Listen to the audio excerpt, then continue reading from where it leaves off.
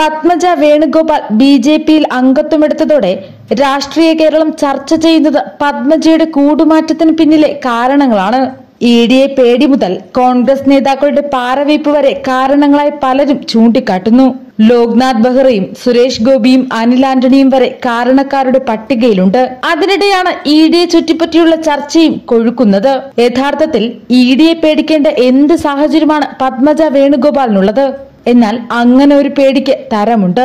കാരണം 2021 തിരഞ്ഞെടുപ്പ് കമ്മീഷന് സമർപ്പിച്ച സത്യവാങ്മൂലത്തിൽ പറയുന്നത് പത്മജയ്ക്ക് 19.09 കോടിയുടെ ആസ്തിയുണ്ടെന്നാണ്. വെറും 17 വർഷം കൊണ്ടാണ് ഈ വർധനവ് ഉണ്ടായിരിക്കുന്നത്. 2004 ശേഷം പത്മജയുടെ ആസ്തി 5 മടങ്ങ് വർദ്ധിച്ചുവെന്നാണ് കണക്കുകൾ വ്യക്തമാക്കുന്നത്. നാളിതുവരെ യാതൊരു പണിക്കും പോകാത്ത പത്മജയുടെ സ്വത്ത് എങ്ങനെ ഇത്രയധികം വർദ്ധിച്ചു? അപ്പോ പിന്നെ ഇഡിയെ പേടിക്കാതെ തരമില്ല.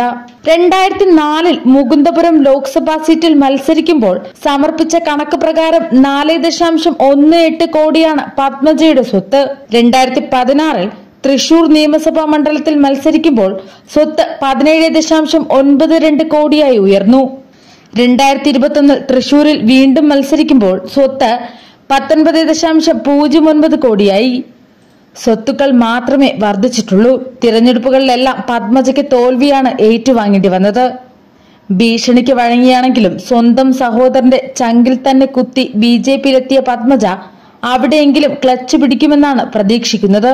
രാജ്യസഭാ സീറ്റാണ് പത്മജ വേണുഗോപാലിന് ബിജെപി നൽകിയ വാഗ്ദാനമെന്നാണ് അറിയുന്നത്.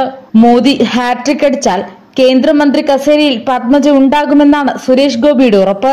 പത്മജ വേണുഗോപാൽ ബിജെപിയിലെത്തിയതോടെ താരമൂല്യം വർദ്ധിച്ചത് സുരേഷ് ഗോപിക്കും കൂടിയാണ്. അതുകൊണ്ട് തൃശൂരിൽ തോറ്റാലും ഒന്നുകിൽ ഒരു രാജ്യസഭാംഗത്തിനോ അല്ലെങ്കിൽ ഒരു ഗവർണർ സ്ഥാനത്തിനോ പത്മജയ്ക്ക് വേണ്ടി സുരേഷ് ഗോപി കളത്തിലിറങ്ങിയേക്കും.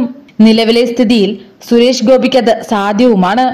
കാരണം കേരള നേതാക്കളിൽ വി മുരളീധരനേക്കാൾ മോദിക്കും അമിത്ഷായ്ക്കും വിശ്വാസം സുരേഷ് ഗോപിയാണ്. സുരേഷ് ഗോപിയാണ് പത്മജയുടെ ബിജെപി പ്രവേശനത്തിന് ചുക്കാൻ പിടിച്ചതെന്നും പറയുന്നുണ്ട്. തൃശൂർ കടമ്പ കടക്കാൻ ആവനാഴിയിലെ അമ്പുകൾ ഓരോന്നായി എയ്തുവിടുകയാണ് സുരേഷ് ഗോപി. മത്സരിച്ച തിരഞ്ഞെടുപ്പുകളിലെല്ലാം തോറ്റ പത്മജയുടെ ജനകീയ അടിത്തറയിൽ ബിജെപിക്ക് പോലും സംശയമുണ്ട്.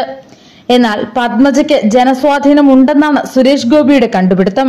എന്തായാലും തിരഞ്ഞെടുപ്പ് കഴിയുമ്പോൾ അറിയാം പത്മജയുടെ ജനസ്വാധീനം.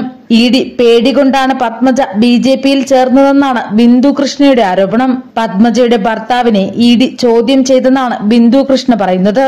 എന്നാൽ പത്മജയുടെ ഭർത്താവ് ഡോക്ടർ വേണുഗോപാൽ ഇത് കൈയോടെ നിഷേധിക്കുകയും ചെയ്തിട്ടുണ്ട്.